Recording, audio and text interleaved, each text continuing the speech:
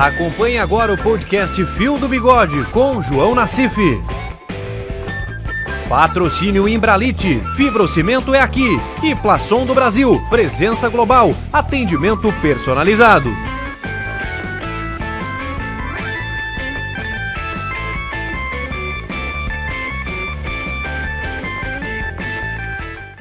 Estamos começando o podcast no Fio do Bigode número 6.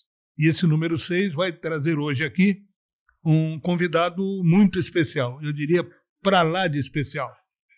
Mas antes de colocá-lo para conversar comigo, eu queria avisar que nós estamos nesse podcast e eu quero que vocês curtam, aprovem, inscrevam-se no canal João Nassif para que a gente possa ir caminhando juntos ao longo da trajetória toda do podcast no Fio do Bigode. Em nome da Imbralite, da Plaçon, vamos começar o papo aqui.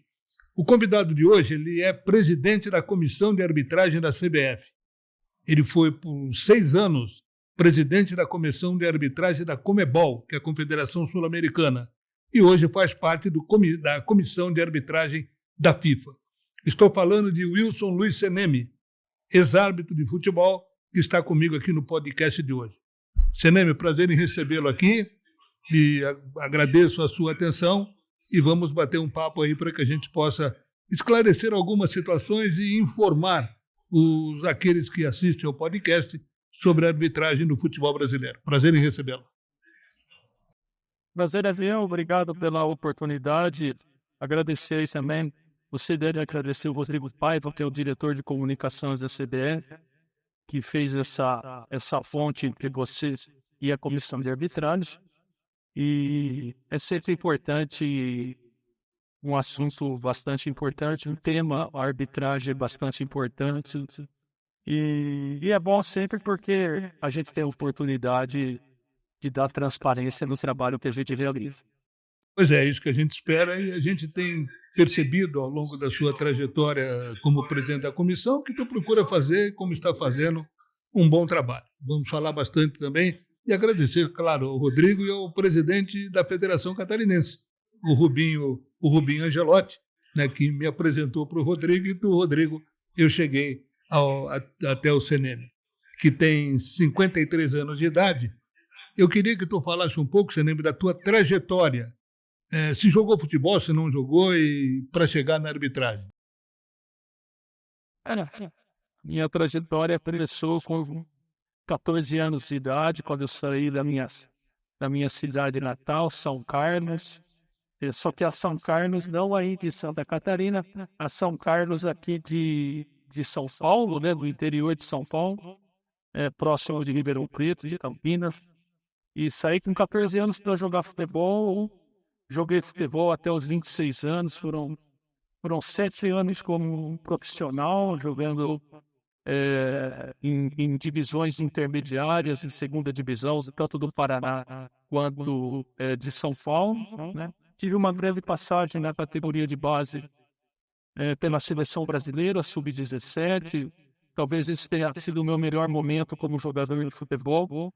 Tive o prazer de participar de uma convocação de seleção brasileira, sub-17, juvenil, né? Preparatória para um torneio sul-americano. E depois, enfim, aos 28 anos, eu descobri a arbitragem. Eu sou filho de um ex-árbitro de futebol amador. Talvez isso tenha ficado do nosso subconsciente, né? A coisa dos pais. E, enfim. Quando eu descobri o universo da arbitragem, eu me encantei pela arbitragem, e eu ter jogado futebol por 11 anos me ajudou muito na minha carreira, principalmente no começo, para você pular etapas, né? O que a gente sempre fala hoje para um árbitro, que ele tem que, acima de tudo, conhecer o que ele está fazendo e o ambiente de jogo, do jogo de futebol. De nada serve ele ter conhecimento de uma regra se ele não consegue entender o que o jogo espera dele, né? E me veio um projeto desafiador do presidente Edinaldo, né, que estava assumindo a CBF, eu decidi, junto com a minha família, aceitar a proposta e abraçar aqui a causa no Brasil. Eu estou no segundo ano de arbitragem no Brasil, né? Acredito que o ano de 2022 foi um ano ainda de reconhecimento do ambiente que eu estava, porque eu cheguei em 2022 numa sexta-feira e o Campeonato Brasileiro começava no sábado. Então, eu não tive a melhor possibilidade no ano de 2022 de preparar os árbitros. Foi realmente um momento de conhecimento do ambiente, o ano de 2022, de ver a condição do trabalho que a gente ia assumir, né? Enfim, aí para não me alongar muito e deixar você falar um pouco, a minha carreira, brevemente, que eu te toquei, foi essa. E acho que faz muita diferença para mim ter jogado futebol, porque eu conheço o outro lado, eu sei o que é estar no vestiário, eu sei o que acontece dentro da estrutura de um clube de futebol, e isso, a gente tenta, essa experiência que eu tive, eu procuro passar para os árbitros, porque no final das contas eu acho que ainda falta muito isso para os árbitros. E eles entendam o universo do futebol, saiam um pouco da caixinha, né? E das regras do jogo e da arbitragem, e comece a ver o futebol mais pela perspectiva do jogo em si e não só da arbitragem. Perfeito. Fica à vontade, o CNM, que eu aprendi como jornalista que numa entrevista quem tem que falar é o entrevistado. O entrevistador fala o mínimo possível. Mas eu tenho uma curiosidade, antes da gente entrar efetivamente na tua atividade como presidente da Comissão de Arbitragem da CBF, a questão do quadro FIFA. As confederações indicam os árbitros. No teu entendimento, é por meritocracia ou por política que os árbitros chegam ao quadro da FIFA? Não, na verdade, chegar ao quadro da FIFA, ele tem que ser como a convocação do Dorival Júnior para a seleção brasileira quando a lista final para a Copa do Mundo. Pode haver nenhuma influência política para isso, né? Eu te garanto, e o meu trabalho aqui na CBF, na verdade, eu só aceitei esse trabalho porque não era só uma questão financeira ou uma questão familiar, passava também pela liberdade de poder realizar uma transformação, né? Ajudar a transformar e a melhorar a arbitragem brasileira. E para isso, a arbitragem não pode ter vínculos políticos, vínculos de nenhuma espécie que associe a alguma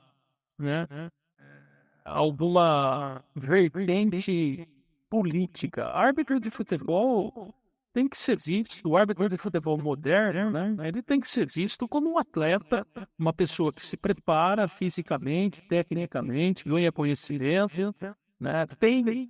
E quando ele atinge altos níveis de desempenho, ele, por isso, deve ser indicado para o quadro da FIFA. E as indicações que eu fiz aqui, em 2 anos, nós modificamos o quadro da FIFA, né? Quase 50% do quadro da FIFA, principalmente dos árbitros centrais, foi modificado em 2 anos que a gente está aqui, né? Posso tranquilamente dizer que não houve nenhuma gerência de ninguém, nem inclusive do presidente da CBF, que me deu total carta branca para que eu pudesse fazer a justiça esportiva, que eu entendo que é a mais correta para se premiar um árbitro, assim como um jogador de futebol. Eu sempre procuro fazer essa associação entre o universo do time de futebol e o universo do time de arbitragem, né? Então, eu vejo dessa maneira. Nada mais é a indicação com um quadro da FIFA do que a situação similar de uma convocação para uma Copa do Mundo. Devem ir os melhores dentro do campo de jogo, e é assim que a gente tem que trabalhar. CNM, qual é a frequência que tu aplica cursos para capacitação da arbitragem e até para a uniformidade da arbitragem em todos os níveis no Brasil? É um universo que é muito pouco conhecido, o universo da arbitragem, né? As pessoas conhecem muito pouco e é uma extrema dificuldade de ganharmos essas oportunidades que você, por exemplo, me deu agora de poder falar sobre isso. É uma perspectiva que tem muito pouco a procura sobre os aspectos que não são os erros de usar, né? A arbitragem é muito procurada quando o árbitro comete um erro, e ele vai cometer. É um ser humano, né? E ele vai cometer erro. As pessoas da NASA cometem erro para colocar foguete no espaço, né? As equipes de Fórmula 1 cometem erros na hora de colocar os pneus. Vocês, repórteres, cometem erros, às vezes, num comentário de uma palavra que coloca e sai mal, né? Os técnicos erram, os jogadores erram, mas parece que a arbitragem, ela tem uma via... eu não vou falar que é só no Brasil, porque como sendo membro da comissão de arbitragem da FIFA, eu já participei de 2 Copas do Mundo como gestor de arbitragem, né? E conheço as arbitragens e ela é assim em todo lugar. Ela não é só do Brasil, não. Esse apelo pelo erro do árbitro, ele é muito comum em qualquer parte do mundo. Não é só no Brasil, não.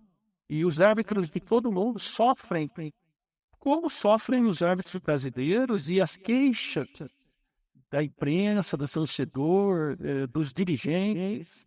Enfim, são as mesmas. Dizer que a arbitragem brasileira é melhor ou pior do que outras partes do mundo não é verdade. Não é verdade. O sofrimento é o mesmo, o nível de possibilidades de treinamento são muito parecidos, né? O que a gente faz hoje é muito similar ao que a FIFA realiza dos seus eventos. Na verdade, toda a base de uma arbitragem, ela tem que vir de cima para baixo, né? De cima para baixo. O que a FIFA faz, nós tentamos reproduzir. Eu tentava reproduzir na Conmebol e agora tento reproduzir na CBF. A gente realiza as temporadas, né? Uma coisa da minha chegada aqui que eu vi que o Brasil não tinha, o Brasil não treinava árbitros no campo de jogo. Porque o árbitro, assim como o jogador ele tem o coletivo, né? O treino coletivo. E normalmente é de quarta e de sexta, quando ele tem uma semana cheia, né? O treinador faz o coletivo, o treino tático, o treino técnico, o treino físico. Os árbitros, de uma maneira geral, só treinam fisicamente, né? E isso, um árbitro moderno, é um erro. Um árbitro moderno, uma gestão moderna, né? Só treinar fisicamente. O árbitro não pode passar uma semana toda, de segunda a sábado, sem realizar treinamentos com jogadores. Hoje, o treinamento com o jogador ele é fundamental. Colocar lá jogadores juvenis num campo e realizar simulações de situações árbitro, isso é muito importante para um árbitro de futebol. Isso dá para ele o erro. Dá para ele o erro e o acerto no treinamento. E corresponde ao jogador de futebol, né? A gente, quando eu era jogador de futebol, eu treinava, errava muito no treino, né? Errava muito no treino para me condicionar e melhorar o meu rendimento nos jogos. A mesma coisa ocorre com o árbitro e a gente tem procurado intensificar os treinamentos para que os árbitros possam diminuir esse gap de diferença que existe entre a preparação do jogador e a preparação dos árbitros, né?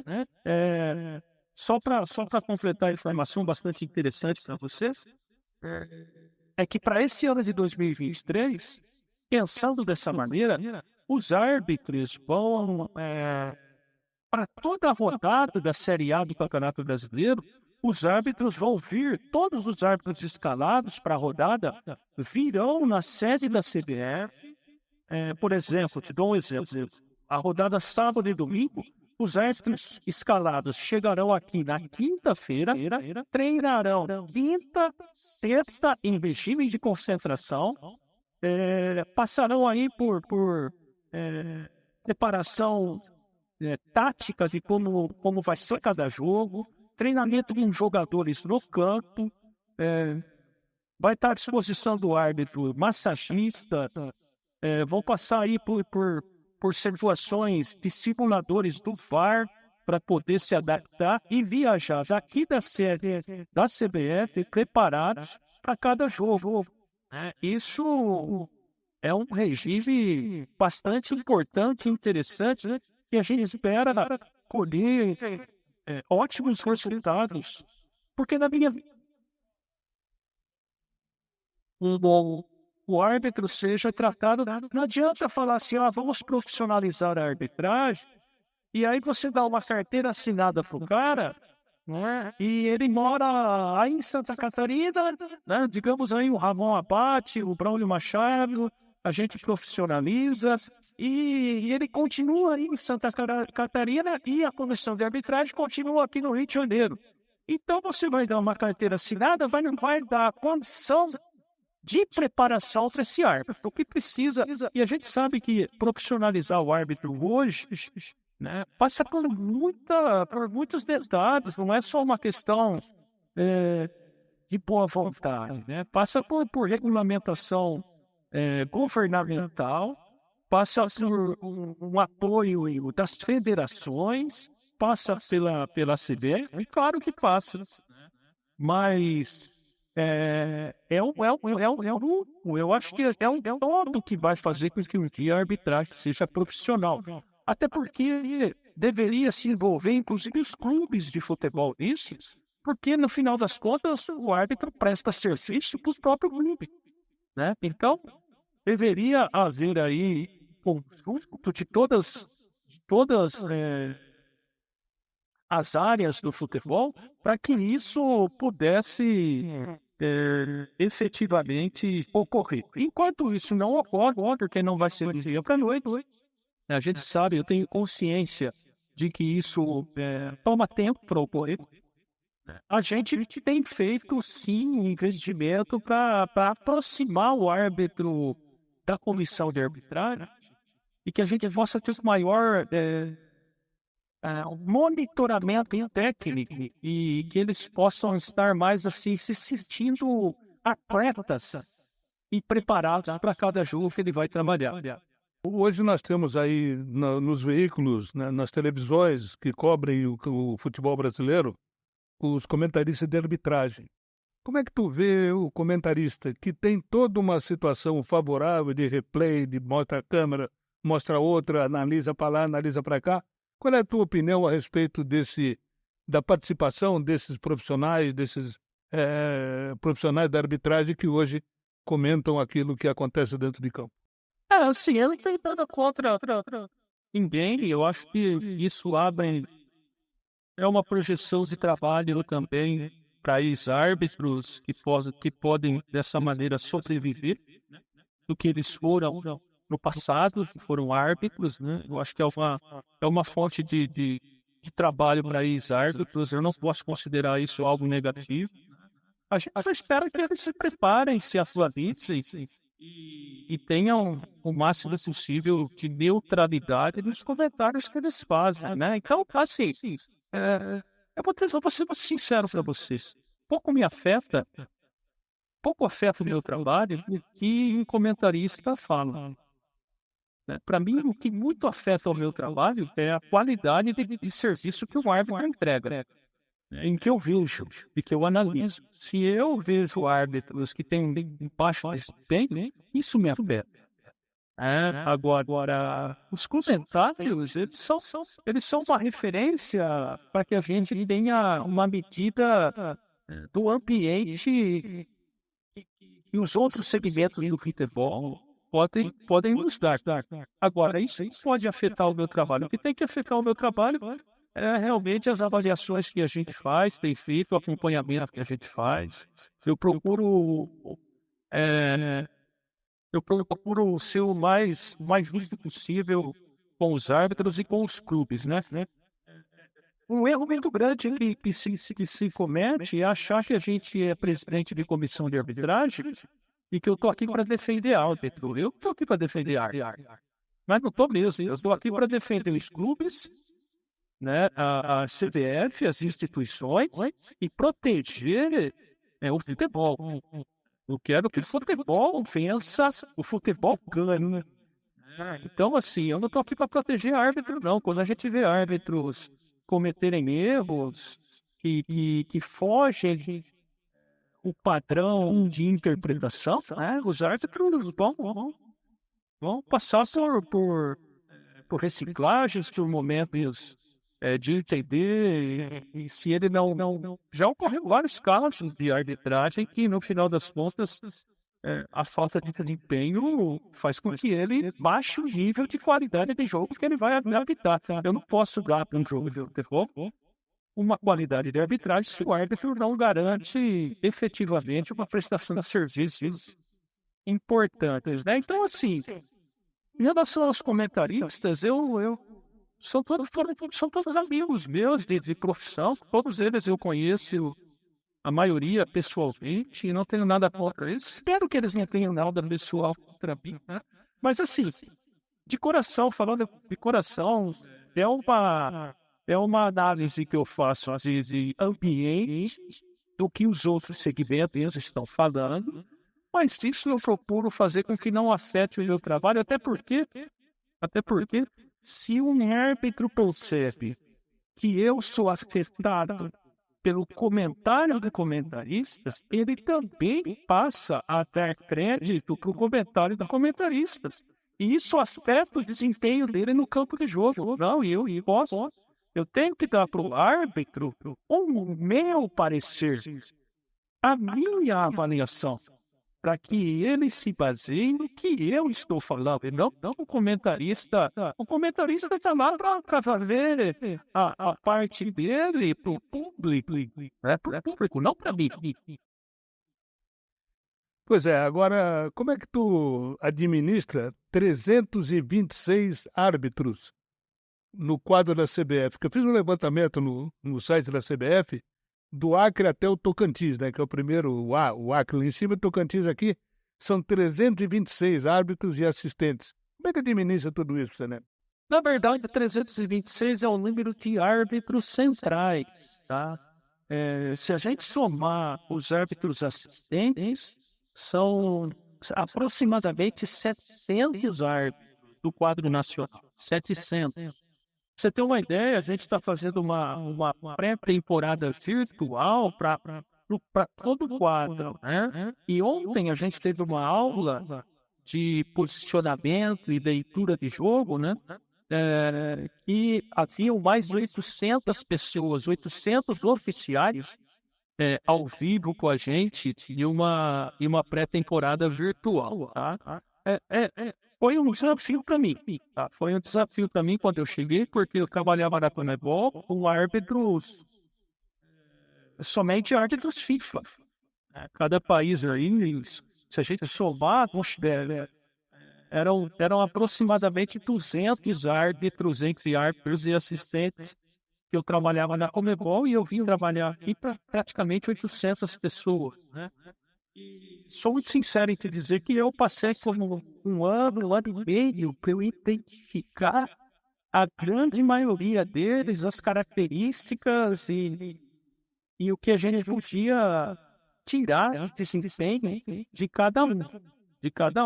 Hoje eu posso te dizer que após vários treinamentos presenciais, a gente trouxe aqui na Centro da CBF para fazer treinamentos no campo, e eu poder visualizar, assim, praticamente dos 800, 700, 600 árbitros já passaram aqui na sede da CBF num programa de treinamento. Tá? Então eu tenho uma gama muito grande hoje de conhecimento desses árbitros, e eu vejo o árbitro brasileiro ainda muito frágil em algumas regiões, não só pela digamos, pela preparação que ele tem lá, como também pelo futebol, né? região norte, principalmente, né, é uma região que o futebol não é um futebol desenvolvido, né? Então, se o futebol não é desenvolvido, a arbitragem também não é, tá? Então, eu acredito que, né, é um grande desafio para a gente conseguir fazer com que o desenvolvimento da arbitragem ele chegue do mesmo jeito que chega na região sul e sudeste, que ele chegue no norte e nordeste da mesma maneira. Esse é o nosso grande desafio. Mas eu me sinto muito mais preparado para esse ano de 2024, que se inicia a temporada nacional, do que nos anos anteriores. E eu acho que nós temos tudo para ter um nível de arbitragem muito melhor nesse ano de 2024. A Embralite é a única com 10 anos de garantia. Embralite, 50 anos, tradição que passa de geração para geração. E a Plaçon do Brasil é presença global, atendimento personalizado. Cinema é questão do VAR, a integração cabine-campo. De que forma ela é trabalhada para que se erre o mínimo possível? O VAR veio há muito pouco tempo, né? O Brasil foi um dos primeiros países a implementar o VAR. E hoje o Brasil é o país com o maior número de jogos realizados no VAR no mundo.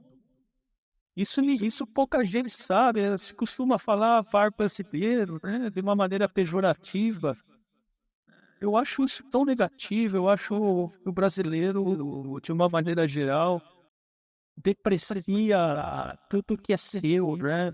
E não deveria ser assim, tá? Não deveria ser assim. A gente não pode colocar todas as situações que ocorrem no futebol brasileiro no mesmo saco, né? Na mesma bolsa. Eu acho que a gente tem que separar o joio do trigo, né? E eu acho, sim, que o VAR, que foi implementado aqui em 2016, foi um dos primeiros países a implementar o VAR, né? Ele é muito novo ainda no futebol. Ele ainda é uma ferramenta nova e tem muito que se desenvolver. Os outros segmentos do futebol, jogadores, comissões técnicas, jornalistas, torcedores, né, ainda não entenderam 100% como foi a implementação e como é o uso dessa ferramenta tão importante. Eu vejo o VAR uma ferramenta extremamente positiva de justiça esportiva, né? Se a gente fizer um comparativo entre erros e acertos, né? É muito mais benefício, é muito mais acerto do que eventuais situações de erros que uma equipe de VAR possa cometer. Muito maior. Quando a gente vê agora essas fases da Copa do Brasil, que ainda eles não conseguiram implementar, né?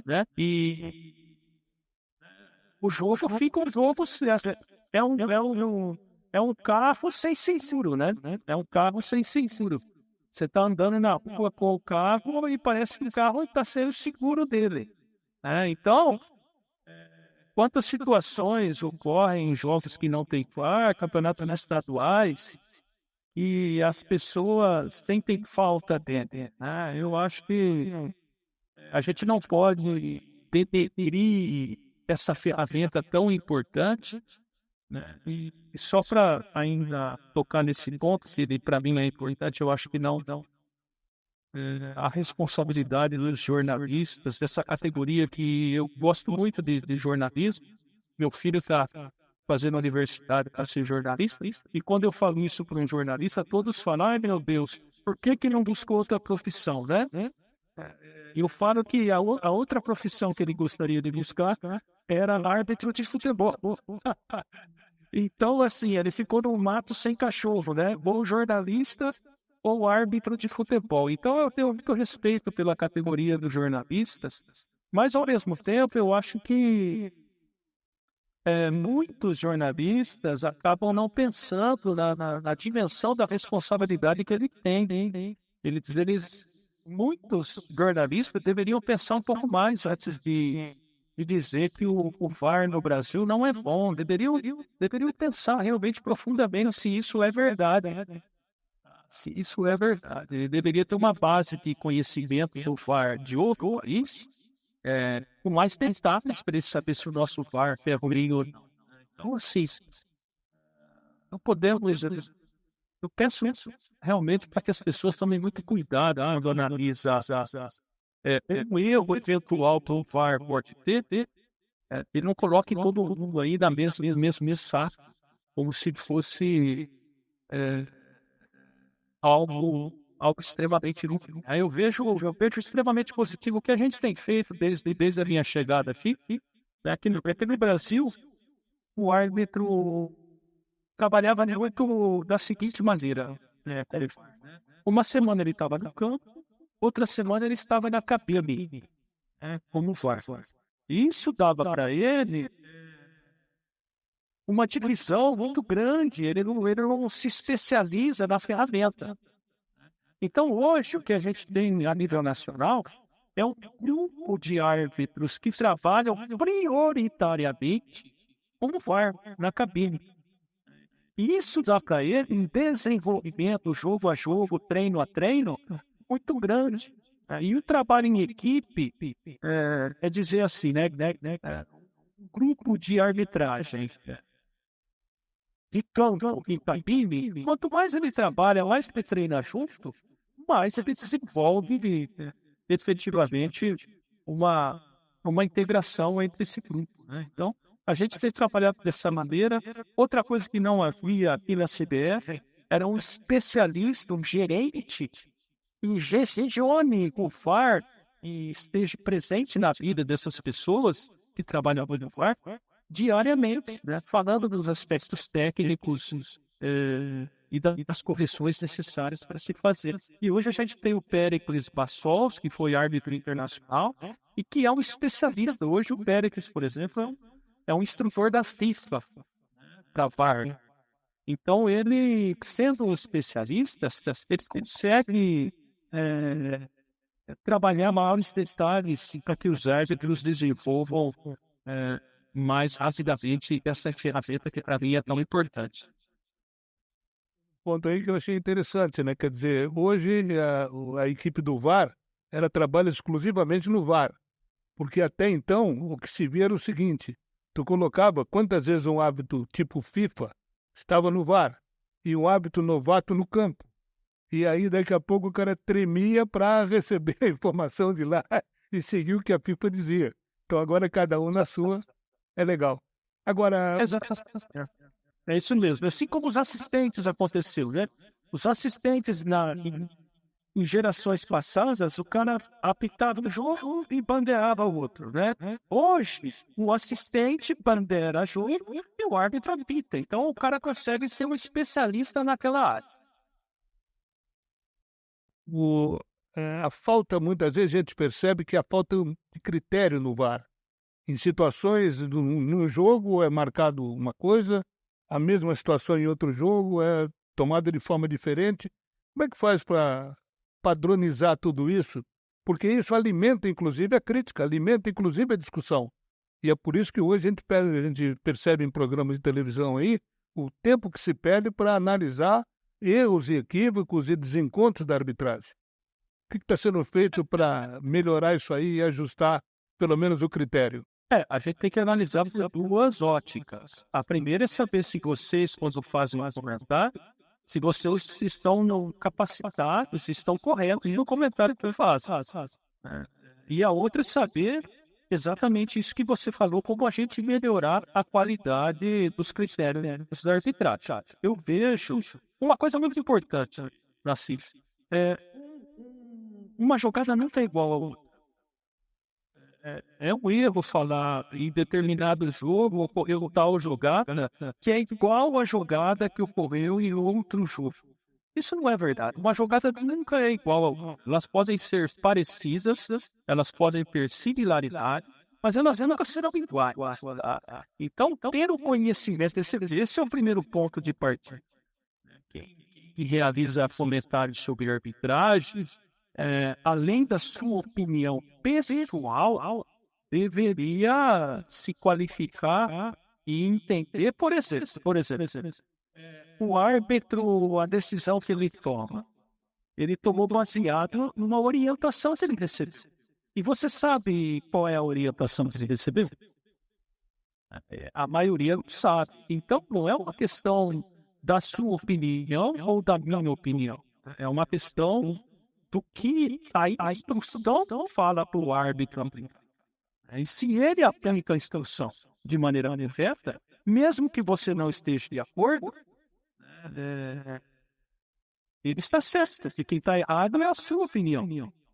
Esse é o caminho. Essa é uma parte da matéria que eu vejo e eu já não me preocupo em tentar consertar ou ajudar as pessoas a conhecerem a realidade da interpretação das regras do jogo, né? Mas eu respeito, afinal de contas, são opiniões e cada um pode ter a sua. E eu acho também que existe um excessivo espaço para arbitragem, talvez porque ela dá audiências, e aí você pode fazer a sua propaganda, fazer seu marketing, ganhar seu dinheiro, pagar suas contas, né? Então, eu acho que há um excessivo uso da arbitragem, um apelo muito excessivo em questão de arbitragem, perde-se muito tempo e desvaloriza-se o futebol. Toda vez que você dá muita importância para uma situação, por pior que ela seja, né? Ela nunca pode ser maior do que a importância do jogo. Quando você dá mais protagonismo para a arbitragem, você está fazendo um desserviço para o futebol. Não porque a arbitragem não seja importante e não tenha que falar, mas você está perdendo a oportunidade de fazer o futebol evoluir. E acredito eu, muito que a gente tem passado dessa crise técnica que o Brasil vive, de identidade do futebol, passa por ter desvirtuado o seu caminho. Eu acho que a gente tem que ter um futebol, voltar a ter um futebol alegre, um futebol bonito, um futebol de aspecto positivo. Eu vejo muita negatividade presente hoje no futebol. Então, e uma exploração muito grande da mídia do aspecto arbitragem. Eu acho um exagero, realmente. Não vejo por que ser tão forte assim. Tá?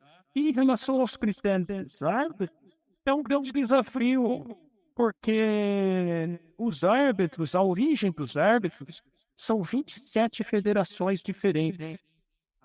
Então, esse é uma outra mudança que eu te dou em primeira mão aqui, e esse ano vai ocorrer na arbitragem brasileira. A partir desse ano, nós vamos criar a Escola Nacional de Arbitragem, a Escola Brasileira de Arbitragem. Eu não posso receber árbitros das federações e cada federação preparou o seu árbitro de uma maneira. Por mais que eles possam fazer algo similar pela regra do jogo, a gente sabe que não é assim. A gente sabe que quando você divide a preparação em 27 federações, elas vão regionalizar e trabalhar de acordo com a cultura de cada estado. Então, quando esses árbitros vêm para o quadro nacional, eu percebo uma variedade muito grande de preparação. Então, o que a gente quer com a Escola Brasileira de Arbitragem é que quando ele chegue no quadro nacional, a gente possa prepará-lo antes de ele ir para o campo. Ele vai passar por 8 meses de preparação nacional, escutando de uma única voz as instruções, para que a gente possa diminuir essa diferença de critérios que possa existir. E eu acredito que no futuro a gente vai ter, sim, uma melhora nesse aspecto. Tudo toma tempo. Um projeto... Eu tenho um contrato com a CBF de 4 anos, né? Estou no meu segundo ano. Eu tenho certeza de que no 4º ano meu aqui, a gente já vai colher frutos no trabalho. Nenhum trabalho se realiza em uma semana, em um mês ou em um ano. Nenhum trabalho se realiza. É uma pena, por exemplo, já aproveito aqui, é uma pena quando eu vejo esse comércio, esse mercado do técnico de futebol, da mudança do técnico de futebol constante nos clubes, né? Isso é absolutamente desconstrutivo, é absolutamente anti-futebol. Talvez seja esse também um outro motivo com que o nosso futebol está tão em crise, porque os clubes se perdem a identidade, né? Estão perdendo a sua identidade. Né? Quando se troca muito de treinador, você não dá sequência de trabalho. E eu me coloco nessa posição. Como é que eu posso chegar no clube e com 30 dias as pessoas quererem que eu esteja com o meu trabalho próprio? Né? Eu me vejo aqui, por exemplo, meu time de arbitragem. Como é que eu vou conseguir transformar a arbitragem em 2 anos? É impossível. Isso vai tomar seu tempo. Achei legal e achei interessante essa iniciativa da Escola Nacional de Arbitragem, que a gente possa ter, certamente irá acontecer uma melhora no nosso futebol. E com relação àquilo que tu havia dito, né, da forma como nós, imprensa, encaramos a arbitragem no dia a dia, as discussões, eu tenho um pensamento, e vou falar agora um pouco daquilo que eu faço, e os meus ouvintes aqui em Criciúma e na região sabem que eu sou um defensor do árbitro. Inclusive em debates, quando eu ouço que, porque fulano fez aquilo lá atrás, não pode apitar aqui, falei, cara, desarma os espíritos, vamos fazer, deixa o cara trabalhar, né? Porque ninguém está nos pressionando aqui para falar A ou B. Então vamos deixar o árbitro trabalhar. Eu acho que o meu caminho, pelo menos, é por aí. E agora, com essa escola, nós poderemos ter certamente uma melhora acentuada na arbitragem do futebol brasileiro. Seremi, eu acho que é isso, né? Falamos bastante. Quero agradecer, primeiro, a tua paciência de aguardar para a gente começar o programa numa série de dificuldades que encontramos, né? Mas, certamente, foi muito produtiva na minha avaliação e penso que na tua também, porque pude passar informações importantes aqui nesse podcast para que a gente possa, quem sabe, caminhar aí para uma arbitragem no melhor nível, principalmente esse ano, com todas as divisões já praticamente iniciando as suas competições. Muito obrigado, agradecer mais uma vez ao Rodrigo Paiva por essa integração entre nós e agradecer e desejando para ti sucesso e que siga nessa linha para melhorar o futebol brasileiro. Um abraço, muito obrigado. Não, te agradeço a oportunidade, realmente, e é o que a gente espera. Eu estou muito confiante que esse ano, toda a preparação que a gente pôde realizar, a gente vai ter uma temporada nacional muito melhor do que tá. Eu tenho uma esperança muito grande. Eu não posso adivinhar o futuro, né? E o esporte, a gente nunca sabe o que proporciona para a gente, né? Mas eu vejo uma perspectiva de um trabalho já sendo reconhecido pelos árbitros e que eles vão colocar em prática de uma maneira muito melhor esse ano. Eu tenho esse sentimento e essa esperança e agradeço aí a oportunidade de humanizar um pouco, né? Esses contatos fazem com que a arbitragem fique mais humanizada. Isso é bastante forte. Muito obrigado. Presidente da Comissão de Arbitragem da CBF, que esteve comigo aqui no podcast número 6, aqui no Fio do Bigode. E lembrando que eu tenho um novo parceiro por aqui, que é a Artisan Móveis e Decorações, que se junta à Embralite, que se junta à Plaçon, ao Zamaco, à Locativa, o restaurante do Fefê, agora a Artisan, também comigo aqui no podcast. Um abraço a todos, até uma próxima e fiquem com Deus.